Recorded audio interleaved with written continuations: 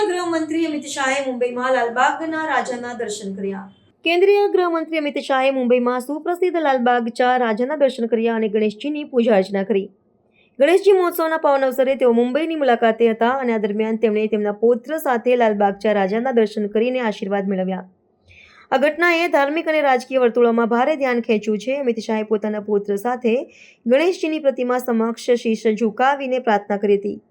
આ પૂજા દરમિયાન સુરક્ષાનો ચુસ્ત બંદોબસ્ત ગોઠવવામાં આવ્યો હતો. આ મુલાકાત મહારાષ્ટ્રના રાજકીય પરિપ્રેક્ષ્યમાં પણ મહત્વપૂર્ણ માનવામાં આવી છે, કારણ કે લાલબાગ ચા રાજાનું મહારાષ્ટ્રની જનતામાં એક વિશેષ સન્માન છે. ગૃહમંત્રીની આ મુલાકાતથી શ્રદ્ધાળુઓમાં પણ આનંદની લાગણી જોવા મળી હતી. ગણેશ મહોત્સવ દરમિયાન લાલબાગ ચા રાજાના દર્શન કરવા માટે દેશભરમાંથી મોટી સંખ્યામાં ભક્તો ઉમટી પડે છે. અમિત શાહની આ મુલાકાતથી તેમણે ધાર્મિક ભાવનાઓ પ્રત્યે આદર વ્યક્ત કર્યો નથી, પરંતુ સામાન્ય જનતા સાથેના તેમના જોડાણને પણ ઉજાગર કર્યું છે.